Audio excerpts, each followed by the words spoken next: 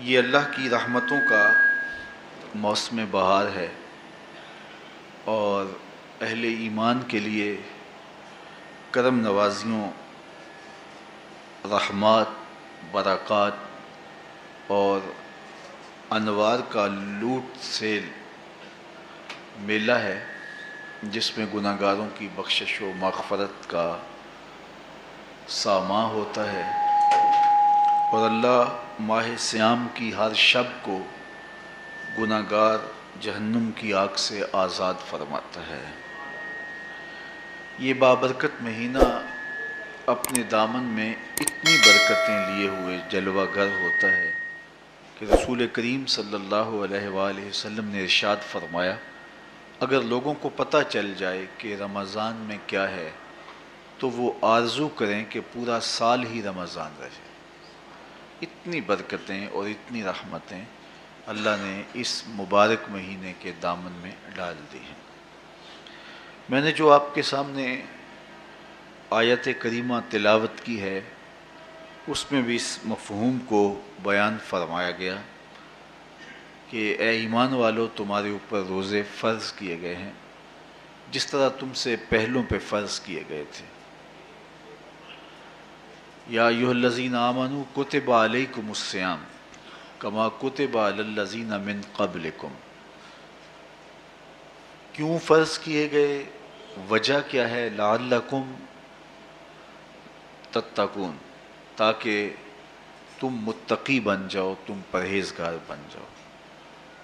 تو روزے کی فرضیت کا نتیجہ تقوی کا حاصل ہونا ہے، اتقاء کی دولت کا نصیب ہونا ہے۔ تو اس آیت کریمہ میں تین چیزیں بیان کی گئی۔ سب سے پہلی، اے ایمان والو، تمہارے اوپر روزے فرض کیے گئے۔ پھر دوسری بات، جس طرح تمہارے سے پہلوں پہ فرض کیے گئے۔ اور تیسری بات، تاکہ تمہیں تقوی کا نور نصیب ہو، تمہیں اتقاء کی دولت نصیب ہو۔ تو ایک تو روزے کی فرضیت کا حکم دیا گیا، اور دوسرا یہ تسلی دی گئی کہ یہ بھوک اور پیاس کی شدت تمہیں ہی نہیں کاٹنا پڑے گی، تم سے قبل بھی لوگ یہ عبادت کرتے رہے ہیں اور وہ اس مشکل عبادت سے تقوی کو حاصل کرتے رہے ہیں، اور تمہیں بھی ہم اس راستے سے تقوی نصیب کرنا چاہتے ہیں۔ علامہ حقی علیہ رحمہ نے لکھا ہے کہ ملک تحمور الثالث، یہ حضرت آدم علیہ السلام کی اولاد سے تیسرا بادشاہ گزرا ہے، اس کے زمانے میں قحط پڑ گیا تھا، تو اس نے اپنی قوم کو یہ حکم دیا کہ ایک وقت کا کھانا آپ کھا لیں اور ایک وقت کا کھانا بچائیں اور وہ قحط زدہ علاقوں میں بھیجیں۔ تو قوم نے اس حکم کو بصر و چشم قبول کیا اور ایک وقت کا فاقہ کاٹ کے اپنے ان بھائیوں کے لیے وہ کھانا بھیجتے جو قحط میں مبتلا تھے۔ قوم کی یہ ادا اللہ کو پسند آ گئی اور وقت کے نبی پر وحی کی گئی کہ تمہارے اس عمل کو ہم عبادت قرار دیتے ہیں۔ تو حضرت آدم علیہ السلام کے بعد متصل ہی یہ عبادت فرض کی گئی، اور پھر جتنی بھی ملتیں، قومیں اور امتیں آئیں، ان میں روزے کی تحسین کی گئی اور روزے کی تلقین کی گئی۔ پرانی جتنی بھی کتابیں ہیں، اناجیل ہیں، تورات ہے، اس میں روزہ داروں کی تعریف موجود ہے۔ اور حضور علیہ السلام جب اس دنیا پہ تشریف فرما ہوئے تو آقا کریم روزے کی فرضیت سے پہلے بھی روزے رکھتے تھے۔ ویسے روزہ سن 2 ہجری کو فرض ہوا ہے، شعبان المعظم کے مہینے میں، لیکن اس سے قبل بھی ایام 20 کے حضور روزے رکھتے تھے، اور اس کے علاوہ بھی مختلف ایام میں اللہ کے محبوب روزے رکھتے تھے۔ روزے کی فرضیت کے بعد حضور علیہ السلام کی زندگی میں کل 9 رمضان آئے ہیں، جس میں 7 29 کے تھے اور 2 30 کے تھے۔ یہ بات ذہن میں رکھیے گا کہ روزے 29 ہوں ثواب پھر بھی 30 کا ہی دیا جاتا ہے. تو زیادہ تر جو رمضان المبارک کے مہینے ہوتے ہیں وہ 29 کے ہوتے ہیں، 30 کے کم ہوتے ہیں. حضور کی زندگی میں 9 میں سے 7 جو ہیں وہ 29 کے ہوئے ہیں اور 2 30 کے ہوئے ہیں، تو ثواب پورے 30 کا ہی ہے. بعض لوگوں کو زیادہ ہی مسئلہ ہوتا ہے، 29 ہو جائیں تو یہ اللہ کا کرم ہے کہ روزہ رکھنا بھی نہیں پڑا اور 30ویں کا ثواب بھی مل گیا، لیکن وہ شور مچا دیتے ہیں کہ یہ روزہ کھا گئے ہیں.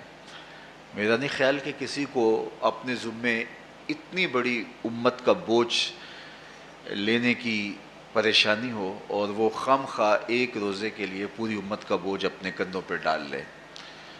تو 29 روزے ہوں یا 30 ہوں، اللہ ثواب پورے 30 کا ہی عطا کرتا ہے. روزہ اللہ تعالیٰ جل شانہ کی رضا اور اس کی محبت کے حصول کا ذریعہ ہے، اور اس کا عملی نتیجہ جو اس آیت کریمہ میں بیان کیا گیا وہ تقوی ہے.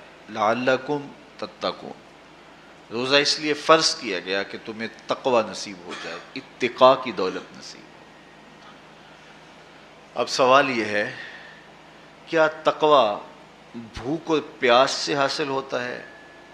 پیاس کاٹنے سے، بھوک کاٹنے سے کیا تقوی نصیب ہو جاتا ہے؟ صبح سے لے کر شام تک روزہ رکھنے کی تلقین کی گئی. یہاں ناروے میں اور مختلف ممالک کے اندر 20 گھنٹے کا روزہ ہے، اور ہمارے بھی یہاں 16-17 گھنٹے مسلسل شدت کی گرمی میں بھوک اور پیاس کاٹنا ہوتی ہے. تو اتنا طویل دورانیہ جو بھوک اور پیاس کاٹی ہے، اس کا مقصد رزق بچانا نہیں ہے، بلکہ وَيُزَادُ فِيهِ رِزْقُ الْمُؤْمِنِ، ماہ سیام میں مومن کا رزق بڑھ جاتا ہے.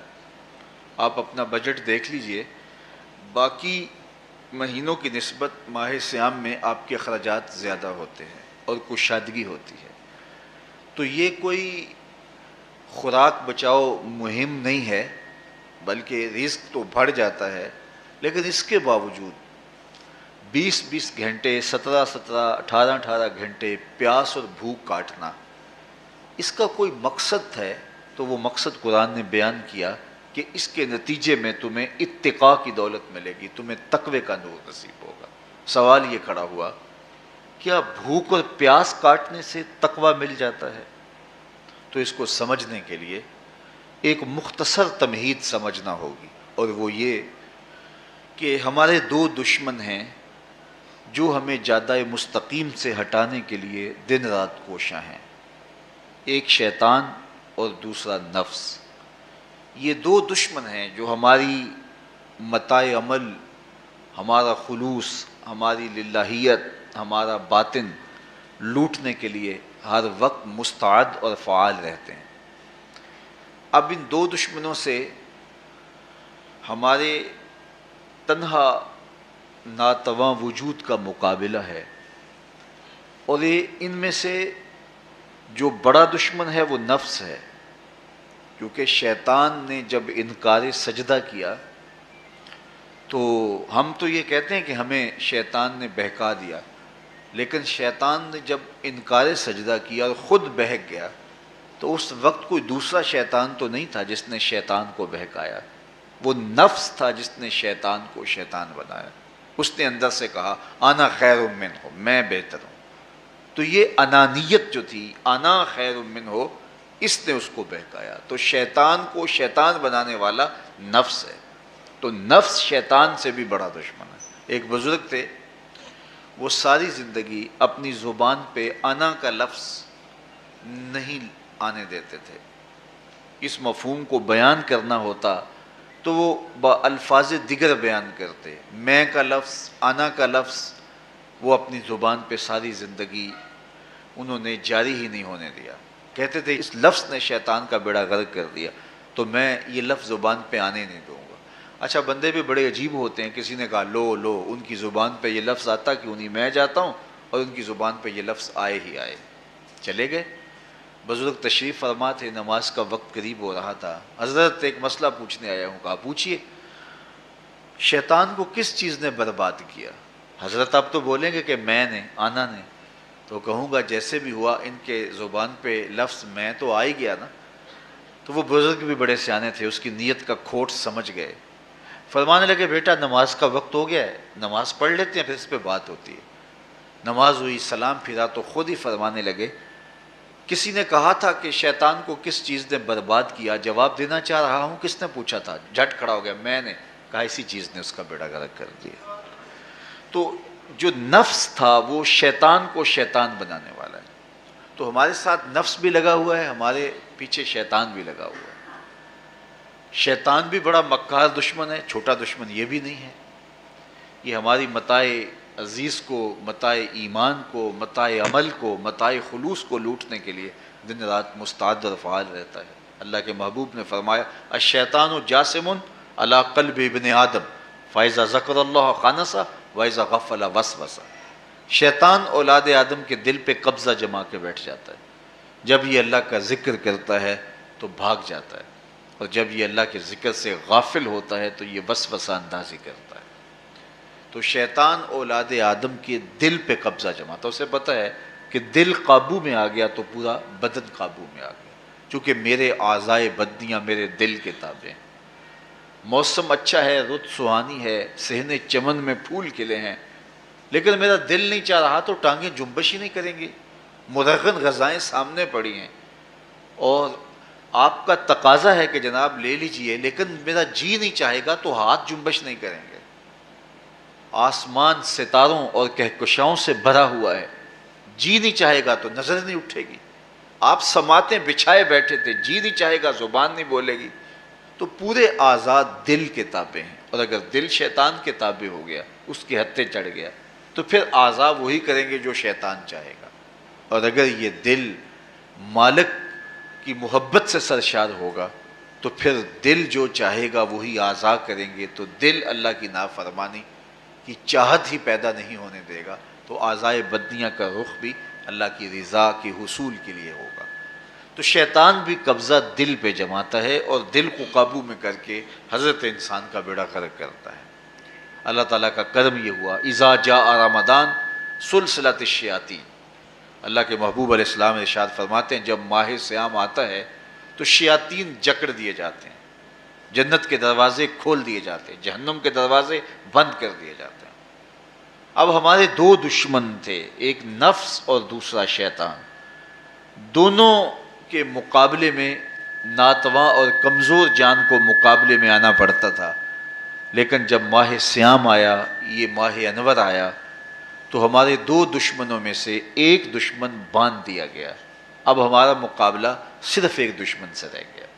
دیکھیے ماہ رمضان آتا ہے تو مسجدوں کے در کشادہ ہو جاتے ہیں، لوگوں کا رجحان دین کی طرف ہوتا ہے. جو 5 نمازیں بھی نہیں پڑھتے ہوتے ان کو تراویح میں بھی کھڑا ہوتا دیکھتے ہیں. اہتمام ہوتا ہے، نیکی کا، صدقہ و خیرات کا ماحول پیدا ہوتا ہے. ایسا کیوں ہے کہ شیطان بن گیا؟ لیکن اس کے باوجود نظر بھٹک رہی ہے، خیالوں میں آوارگی ہے، اور رشوت کا بازار گرم ہے. کیوں کہ ابھی نفس موجود ہے. تو نیکی کا جو ماحول پیدا ہوا یہ شیطان کے بن جانے کی وجہ سے، اور برائی کا ماحول اب بھی موجود ہے یہ نفس کے موجود ہونے کی وجہ سے. تو ہمارے دو دشمن ہیں جو ہمیں جادہ مستقیم سے ہٹاتے ہیں، ایک شیطان اور دوسرا نفس. اب جب ماہ صیام آیا تو شیطان باندھ دیا گیا. اب ہمارا مقابلہ صرف نفس سے ہے، اور یہ نفس شیطان سے بھی بڑا دشمن ہے. شیطان کو شیطان بنانے والا نفس ہے، اور وہ ہمارے ساتھ جڑا ہوا ہے. ماہ صیام میں شیطان تو بند گیا لیکن نفس نہیں بندھا. اب ہمیں اپنے نفس کو کمزور کر کے اور اپنی فتح حاصل کرنی ہے اور تقوی کی منزل کو پانا ہے. اب شیطان تو اللہ نے باندھ دیا، اب نفس کو کیسے باندھے؟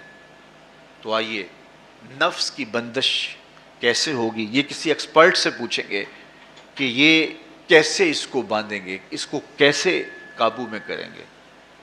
تو کسی ایسے شخص سے پوچھیں جو اس شعبے کا ماہر ہو.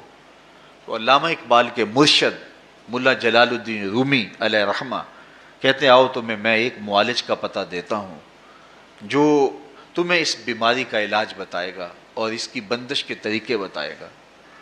شیخ رومی علیہ رحمہ فرماتے ہیں ہفت شہر عشق را اتار گشت ما ہنوز اندر خم یک کوچام۔ عشق کے ساتوں شہر شیخ فرید الدین اتار گھوم چکے ہیں، اور میرے جیسا شخص عشق کے پہلے شہر کی پہلی گلی کے کونے پہ کھڑا ہے۔ اب اندازہ کیے کہ جن کا پتہ حضرت ملا جلال الدین رومی دے رہے ہیں وہ کس بلند مرتبے پہ فائز المرام ہے۔ فرمایا کہ وہ عشق کے ساتوں شہر گھوم چکے ہیں اور میں پہلے شہر کی پہلی گلی کی نکر پہ کھڑا ہوں۔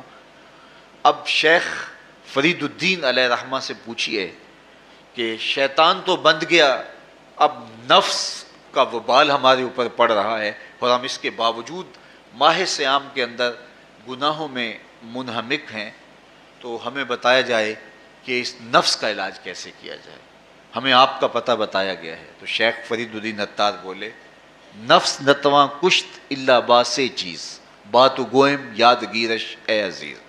نفس نہیں مرتا، لیکن اگر 3 اسلحے تیرے پاس ہوں تو یہ ٹھہر بھی نہیں سکتا۔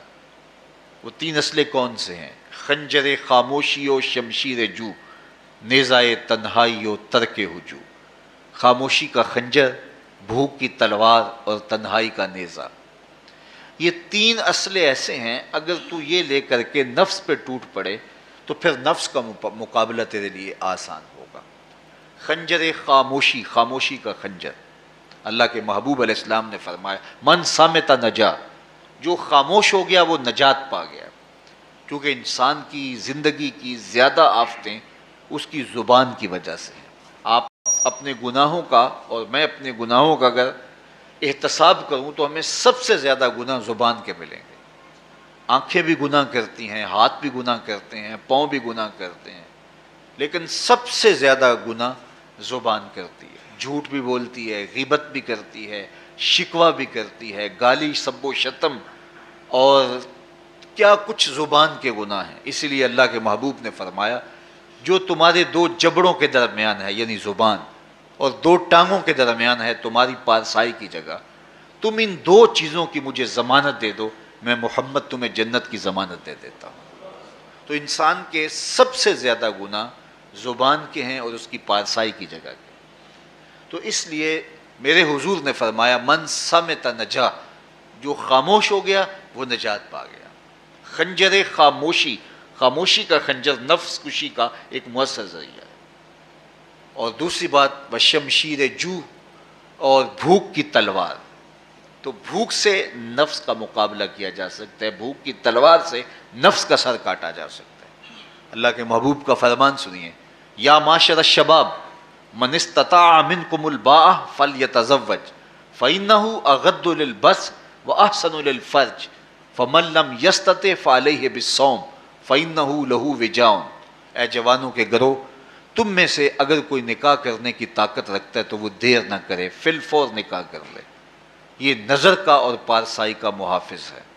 لیکن اگر تم میں سے کوئی نکاح کرنے کی فی الحال پوزیشن میں نہیں ہے تو وہ کثرت کے ساتھ روزے رکھے۔ روزے قاطع شہوات ہیں، تو بھوک سے نفس کو جو ہے وہ روکا جا سکتا ہے، اس کو لگام ڈالی جا سکتی ہے۔ تیسری بات نیزہ تنہائی، تنہائی کا نیزہ۔ تو فرمایا گیا کہ العافیت فی العزلہ، کہ تنہائی کے اندر ہی عافیت ہے۔ جب مجلسوں میں غیبت کی بدبو پھیلتی ہو اور چغلی کا ماحول معاشرے کا جزو لا ینفک بن جائے اور مجالس کے اندر نظروں کی پاکیزگی کا قائم رہنا مشکل ہو جائے اور انسان کی زندگی کے اندر گناہوں کا بہت بڑا سبب مجلسی زندگی ہو تو پھر اس سے تنہائی بہتر ہے۔ حضرت شاہ نقشبند بخاری فرماتے ہیں کہ فقیر کے لیے سب سے اچھی جگہ اللہ کا گھر مسجد ہے، یا کسی کامل صالح شخص کی صحبت ہے، اور یا پھر تنہائی ہے۔ چوتھی جگہ ہلاکت کے علاوہ اور کچھ نہیں ہے۔ ہمیں اپنے کاروبار میں، اپنے معاملات میں، اپنی ملازمتوں میں جانے کی تلقین کی گئی تو وہاں یہ تلقین کی گئی کہ دیر سے جاؤ جلدی واپس آ جاؤ، اور مسجد میں جاتے ہوئے تلقین کی گئی کہ جلدی جاؤ اور دیر سے واپس آؤ۔ لیکن ہم مسجد کے دروازوں پہ جب دور موجود میں رش دیکھتے ہیں کہ لوگ بہت جلدی نکلنا چاہتے ہیں، حتیٰ کہ کندھوں سے کندھے ٹکرا رہے ہوتے ہیں کہ جلدی سے باہر نکل جائیں، حالانکہ وہ عافیت کی جگہ ہے، 2 منٹ زیادہ بھی ہو جائیں تو کوئی حرج نہیں ہے۔ اور ایسے لوگوں کو بھی نکلنے میں جلدی کرتے ہوئے دیکھا ہے کہ لگتا تو یہ تھا کہ شاید یہ انہوں نے کسی ضروری کام پہ جانا ہے، لیکن باہر نکل کے بازار میں پھٹے پہ بیٹھے تھے اور مسجد سے نکلنے کی جلدی بہت تھی۔ تو مسجد میں جلدی جاؤ اور دیر سے واپس آؤ، اور بازار میں دیر سے جاؤ اور جلدی واپس آؤ، لیکن ہمارے رویے اس کے برعکس ہو گئے۔ تو تنہائی میں عافیت ہے، خاموشی میں عافیت ہے، اور بھوک میں عافیت ہے، اور یہ ساری چیزیں روزے میں میسر ہیں۔ فرمایا تم سے اگر کوئی شخص الجھے، بحث کرے، لڑائی کرنا چاہے تو تم اسے کہو انی صائم، میں نے روزہ رکھا ہوا ہے۔ اسی طرح جو ہے وہ روزے سے آپ کو یکسوئی ملے گی، قرآن مجید کی تلاوت کا ماحول ہوگا، اور تم بھوک کاٹو گے، اور یہ تینوں چیزیں تمہارے نفس کو کمزور کرنے والی ہیں۔ شیطان بند گیا، نفس کمزور ہو گیا، اور جب نفس کمزور ہو گیا، کمزور ہوتا ہے، یہ نفس مرتا نہیں ہے۔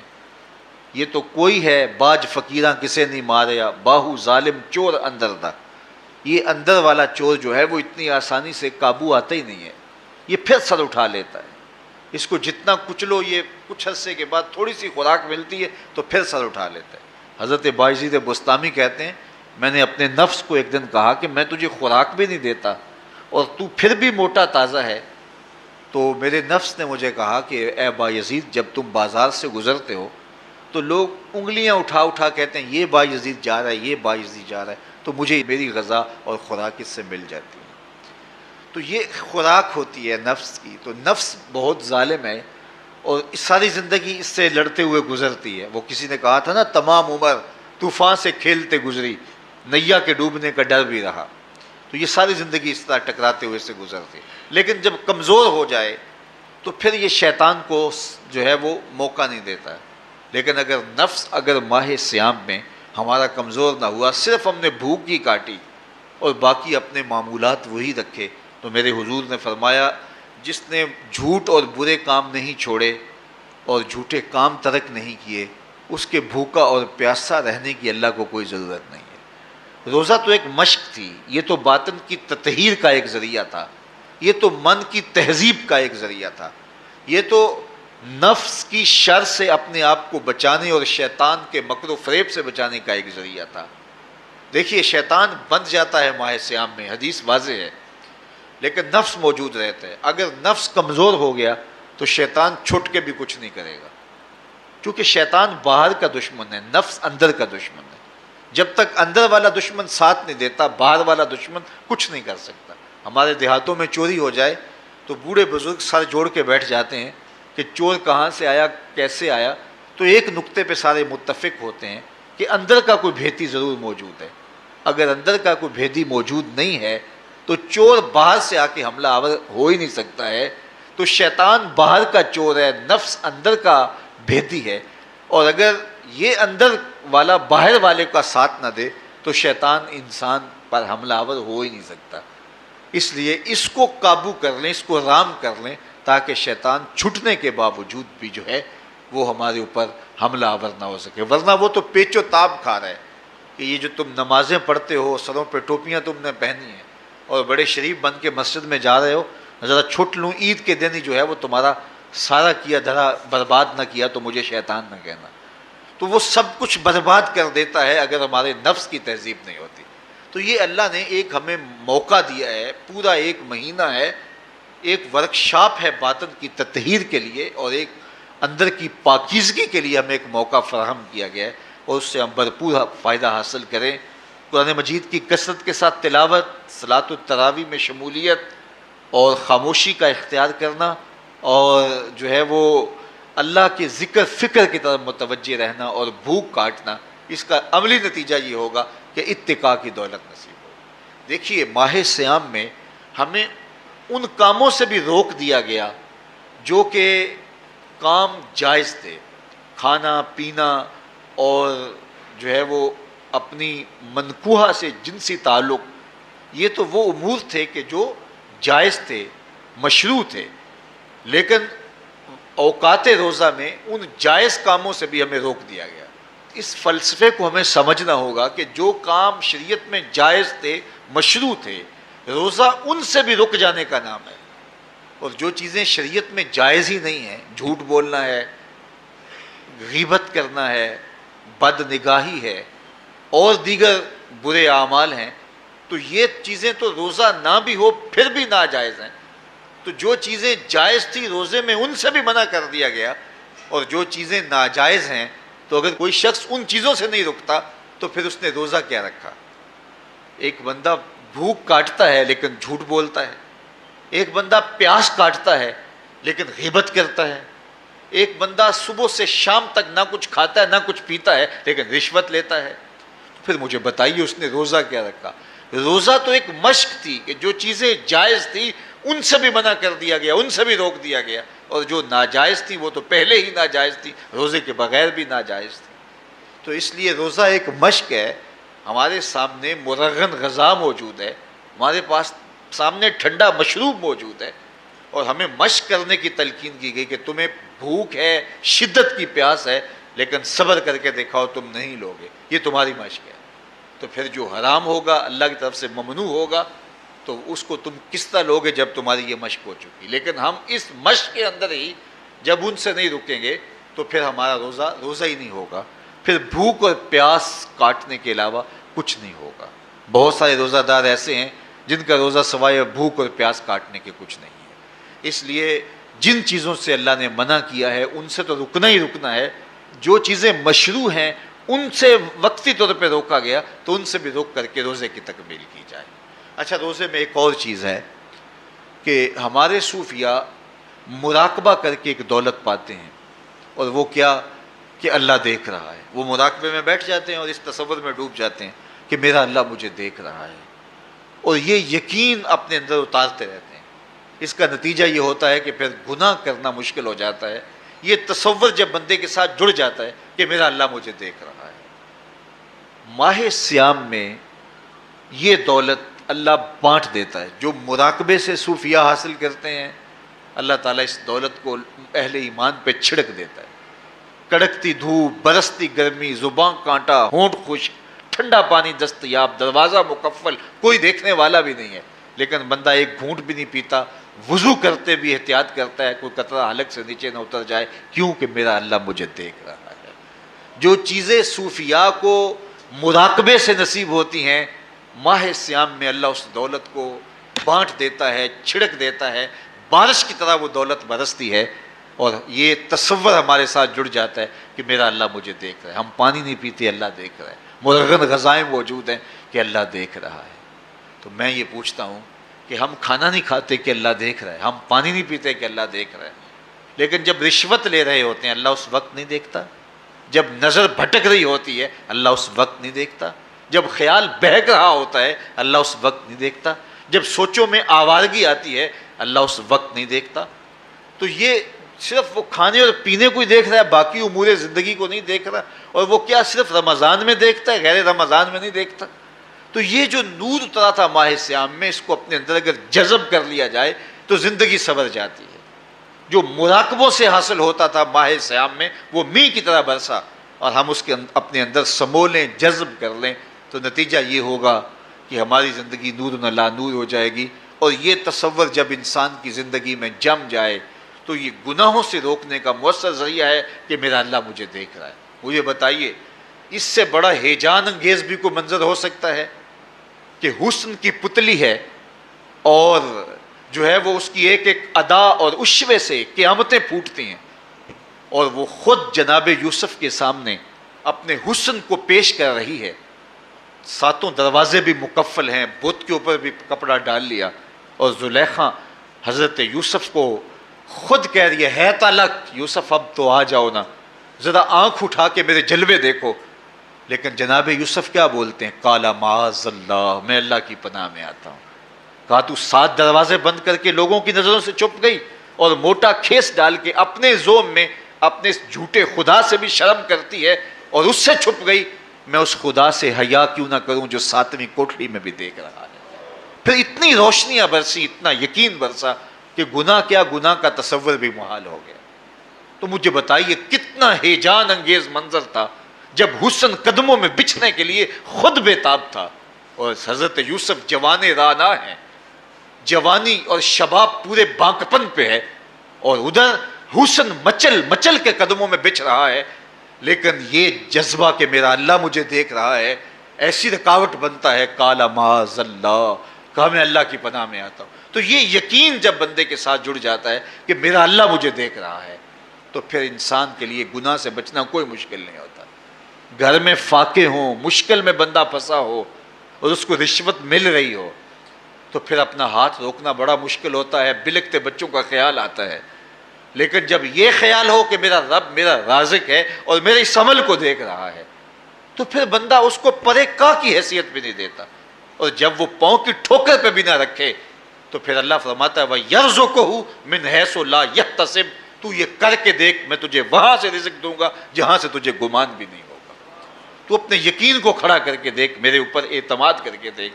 میرے حضور نے فرمایا اللہ پر توکل کرنے کا جو حق ہے اگر تم ادا کرو، وہ تمہیں ایسے رزق دے جیسے پرندوں کو عطا کرتا ہے۔ صبح گھر سے نکلتے ہیں خالی پیٹ ہوتے ہیں، ہمیں تو پتہ ہے دفتر میں جانا ہے، ہمیں تو پتہ ہے دکان پہ جانا ہے، ہمیں تو پتہ ہے فیکٹری میں جانا ہے، ہمیں تو پتہ ہے کہ ہم نے فلاں جگہ جا کے دہاڑی لگانی، لیکن ان کا کوئی کاروبار نہیں ہوتا، کوئی فیکٹری نہیں ہوتی۔ جدھر جی آیا صبح جو ہے وہ اڑان بھر دی، بند توکل پنچھی اڑ دے، خرچ نہ پلے زیرہ ہو، نہ کوئی راس ہے نہ کوئی کاروبار ہے، لیکن کبھی ایسا نہ ہوا کہ شام کو خالی پیٹ آئے ہوں۔ تو کہا اگر تم اللہ پہ توکل کر لو، وہ بھی تمہیں ایسے رزق دے جیسے پرندوں کو رزق عطا کرتا ہے۔ پرندوں میں سے ایک پرندہ ہے ہنس، یہ سچے موتی کھاتا ہے، اور آپ پنساری کے پاس موتی لینے جائیں تو ہزاروں روپے تولے کے ماشے کے حساب سے آپ لیں تو پھر بھی آپ سوچتے ہیں کہ پتہ نہیں یہ خالص دیے یا نہیں دیے۔ وہ اتنے نایاب اور کامیاب ہیں کہ آپ ماشوں اور تولوں میں خریدتے ہیں اور پھر بھی آپ کو شک رہتا ہے کہ یہ خالص ہیں یا کہ نہیں۔ اور ہنس کھاتا ہی وہ ہے، اور دنیا پر ایک نہیں لاکھوں کروڑوں ہنس ہیں، اور روزانہ صبح و شام کھاتے ہیں اور پیٹ بھر کے کھاتے ہیں، اور اللہ انہیں روز عطا بھی کرتا ہے۔ تو یہ مالک وہ ہے، رازق ہے۔ جب اس پہ توکل اور اس پہ یقین پیدا ہو جاتا ہے تو پھر مشکل نہیں رہتا، پھر آسانی پیدا ہو جاتا ہے۔ تو روزوں میں اللہ تعالیٰ یہ یقین دیتا ہے کہ وہ مجھے دیکھ رہا ہے، بندہ یہ تیقن پیدا کر لیتا ہے کہ میرا اللہ مجھے دیکھ رہا ہے۔ بعض کا چھوٹے بچے روزہ رکھ لیتے ہیں تو مائیں بے چین ہو جاتی ہیں، جب دوپہر کے وقت پھول جیسے بچے کملا جاتے ہیں تو مائیں انہیں بند کمرے میں کوئی کھانا یا کوئی ٹافی یا کوئی اور چیز یا چاکلیٹ دیتی ہیں کہ بیٹے یہ کھا لو، تو وہ بچے نہیں کھا رہے ہوتے تو مائیں کہتے ہیں پتر کھا لو کوئی نہیں دیکھ رہا، تو وہ بچے بھی کہتے ہیں اللہ دیکھ رہا ہے۔ تو وہ جو صوفیاء کو مراقبوں سے ملتا ہے وہ ایک بچے کو بھی نصیب ہو رہا ہے کہ میرا اللہ مجھے دیکھ رہا ہے۔ یہاں ایک اور بھی تسلی ہے، ہم ہزار گناہ گار سہی، ہم ہزار سیاہ کار سہی، لیکن ہمارا رب پہ کتنا یقین ہے رمضان میں پتہ چلتا ہے کہ اس ذات پہ ہمارا کتنا تیقن ہے، کتنا یقین ہے، جس کو دیکھا نہیں، چھوا نہیں، بات نہیں ہوئی، جو تصور خیال کی حدود سے بڑا ہے، اتنا یقین ہے کہ ہم پانی نہیں لیتے، کھانا نہیں لیتے کہ میرا اللہ مجھے دیکھ رہا ہے۔ کاش کہ اس کو ہم اپنی پوری زندگی میں پھیلا لیں، اور اس کو زندگی میں جب ہم طاری کر لیں گے تو پھر گناہ کرنا محال اور ناممکن ہو جائے گا، اور زندگی نور علی نور ہو جائے گی، اور یہی تقوی کا حصول ہے۔ تو فرمایا اے ایمان والو، تمہارے اوپر روزے فرض کر دیے گئے جس طرح تم سے پہلوں پہ فرض کیے گئے تھے، لعلکم تتقون، تاکہ تم متقی بن جاؤ، تاکہ تم پرہیزگار بن جاؤ۔ حضرت سلمان فارسی رضی اللہ تعالیٰ عنہ سے مروی ہے کہ جب شعبان کی 29 تاریخ ہوتی تو اللہ کے محبوب ہمیں خطبہ ارشاد فرماتے، اس میں رمضان المبارک کے فضائل بیان کرتے اور کہتے تمہارے پاس ایک شہر عظیم عزت اور عظمت والا مہینہ آ رہا ہے، جس کا ہر دن باقی سال کے دنوں سے افضل ہے، جس کی ہر رات باقی سال کی راتوں سے افضل ہے، اور اس میں ایک رات ایسی ہے لیلۃ القدر جو 1000 مہینے سے بہتر۔ تو یہ اللہ تعالیٰ کی رحمتوں کا روپ ہے، رحمتوں کے دروازے کھول دیے جاتے ہیں، اور روزہ دار کا روزہ بالخصوص عصر کے وقت، شام کے وقت، پچھلے پہر، روزہ دار کے خالی معدے سے جو ایک بو اٹھتی ہے، مہک اٹھتی ہے، اللہ کو کستوری سے بھی زیادہ محبوب ہوتی ہے۔ اللہ اکبر۔ اور فرمایا للصائم فرحتان، فرحتن عند فطرہ و فرحتن عند لقاء رب. روزہ دار کے لیے دو خوشیاں ہیں. ایک خوشی اسے تب ملتی ہے جب وہ روزہ کھولتا ہے سارے دن کی بھوک اور پیاس کاٹ کے، جب شام کو ٹھنڈا اور میٹھا مشروب اسے ملتا ہے اور وہ مشروب اپنے جو ہے وہ منہ میں ڈالتا ہے، وہ معدے کی طرف اترتا ہے، تو اس کی زبان بولے نہ بولے اس کا ایک ایک انگ اللہ کی تسبیح بول رہا ہوتا ہے اور اللہ کا شکر ادا کر رہا ہوتا ہے.